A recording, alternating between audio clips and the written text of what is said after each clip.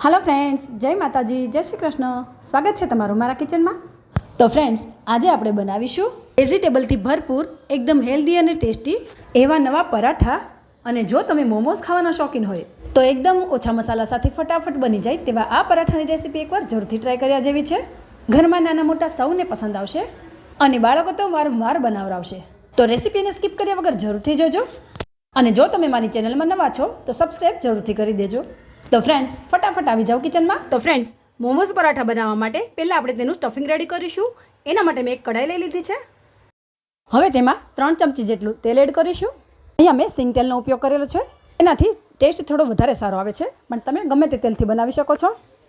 तो तेल गरम थई गयुं छे तो हवे तेमां बनावेली आदु मरचा अने लसणनी पेस्ट एड करीशुं। अने आ पेस्ट बनाववा माटे अहींया मैं 7 થી 8 कળી लसणनी अने 1 इंच जेटलो आदुनो टुकड़ो अने 2 લીલા मरचाने आ रीते क्रश करीने लई लीधा छे। आपणे तेने एड करी देशुं।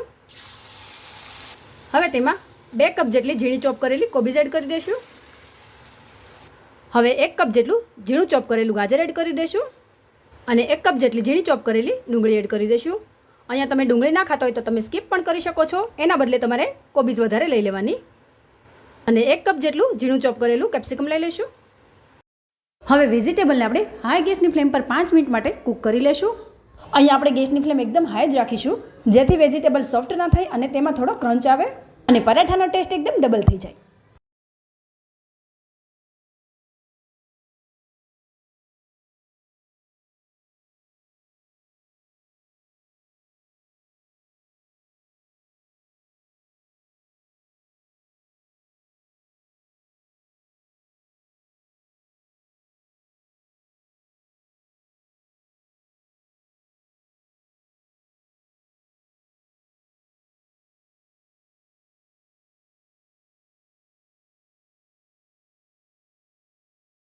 આપણા બધા જ વેજીટેબલ એકદમ ડ્રાય થઈ ગયા છે। તો હવે આપણે ગેસની ફ્લેમ ધીમી કરી દઈશું। હવે સ્વાદ પ્રમાણે મીઠું એડ કરીશું અને 1 ચમચી જેટલો મરી પાવડર એડ કરીશું અને 1 ચમચી જેટલો ડાર્ક સોયા સોસ એડ કરીશું। હવે ફરીથી બધી વસ્તુને એકદમ સારી રીતે મિક્સ કરીને 1 મિનિટ માટે તેને થવા દઈશું। તો 1 મિનિટ જેવું થઈ ગયું છે। આપણું સ્ટફિંગ પણ રેડી થઈ ગયું છે। તો હવે આપણે ગેસની ફ્લેમ બંધ કરી દઈશું। હવે અડધો કપ જેટલા લીલા ધાણા એડ કરીશું અને મિક્સ કરી લેશું। તો આપણું સ્ટફિંગ બનીને રેડી થઈ ગયું છે। તો સ્ટફિંગ થોડું ઠંડુ થાય ત્યાં સુધીમાં આપણે પરાઠા માટેનો લોટ બાંધી લેશું। તો એના માટે મેં અહીંયા જે રોટલી માટેનો ઝીણો લોટ આવે તે લઈ લીધો છે। હવે તેમાં થોડું મીઠું અને થોડું તેલ નાખીને મીડિયમ સોફ્ટ એવો લોટ બાંધીને રેડી કરીશું। તો લોટ બંધાઈ ગયો છે તો તેને સાઈડ પર રાખી દઈશું। તો હવે સ્ટફિંગ પણ થોડું ઠંડુ થઈ ગયું છે। તો હવે તેમાં મોટી 1 ચમચી જેટલી મોમોઝની ચટણી એડ કરીશું। અને ફ્રેન્ડ્સ, જો તમારી પાસે મોમોઝની ચટણી ના હોય તો તમે મોટી 1 ચમચી જેટલી શેઝવાનની ચટણી પણ એડ કરી શકો છો। હવે મિક્સ કરી લેશું। તો આપણું સ્ટફિંગ રેડી થઈ ગયું છે। તો હવે આપણે પરાઠા વણી લેશું। તો પરાઠા બનાવવા માટે એક આ રીતનો મીડિયમ સાઇઝનો લુવો લઈ લેશું અને તેને વણી લેશું। ફ્રેન્ડ્સ, આ પરાઠાને હું રાઉન્ડ શેપમાં બનાવી રહી છું, પણ તમે આ પરાઠાને સ્ક્વેર અથવા તો ટ્રાયેંગલ શેપમાં પણ બનાવી શકો છો।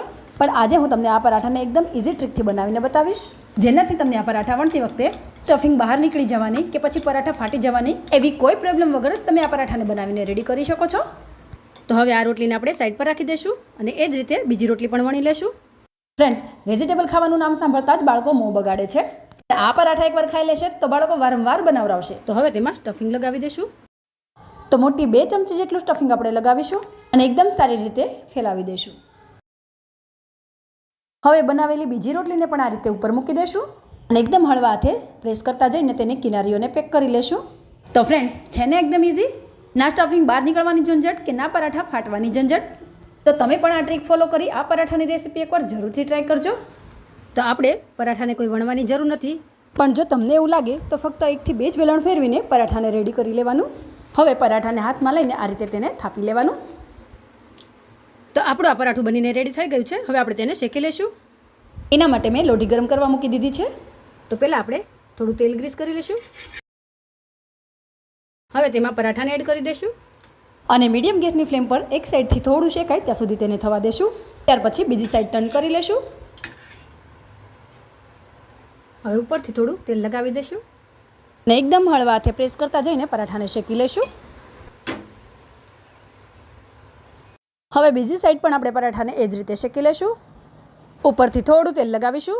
ફ્રેન્ડ્સ, તમે આ પરાઠાને બટર અથવા તો ઘીમાં પણ શેકી શકો છો. હું અત્યારે આ પરાઠાને સિંગ તેલથી શેકી રહી છું. તમે જોઈ શકો છો ફ્રેન્ડ્સ, પરાઠું એકદમ ફૂલેલું બનીને રેડી થયું છે. તો આપણું પરાઠું બનીને રેડી થઈ ગયું છે. તો આપણે તેને ડીશમાં કાઢી લઈશું.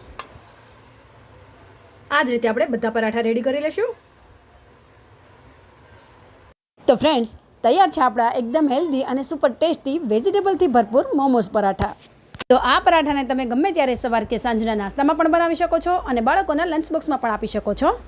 તો એકવાર જરૂરથી ટ્રાય કરજો અને તમને આ રેસીપી કેવી લાગી તે પણ મને કમેન્ટમાં જરૂરથી જણાવજો. તો ફ્રેન્ડ્સ, આ પરાઠાને હું મોમોઝ ચટણી અને ગ્રીન ચટણી સાથે સર્વ કરી રહી છું. તમે દહીં સાથે પણ ખાઈ શકો છો. અને ફ્રેન્ડ્સ, જો તમને મારી રેસીપીઓ ગમતી હોય તો વિડીયોને લાઇક કરી વધુમાં વધુ ફ્રેન્ડ્સ અને ફેમિલીમાં શેર કરજો. અને મને તમારા માટે આવી જ અવનવી રેસીપીઓ લઈને આવવાનો ઉત્સાહ વધે એના માટે સપોર્ટ પણ જરૂરથી કરજો. અને તમે મારા વિડીયો કયા ગામ કે શહેરથી જોઈ રહ્યા છો તે પણ મને જરૂરથી જણાવજો, જેથી હું તમને સ્પેશિયલ થેન્ક યુ પણ કહી શકું. અને નીચે આપેલું બેલ આઇકન ઓલ બટન આવે ને તે પ્રેસ કરી દેજો, જેથી નવી રેસીપીના નોટિફિકેશન તમને સૌથી પહેલાં જોવા મળે. તો બાય ફ્રેન્ડ્સ, જય માતાજી, જય શ્રી કૃષ્ણ. ફરી મળીશું નવી રેસીપી સાથે. Thanks for watching my video.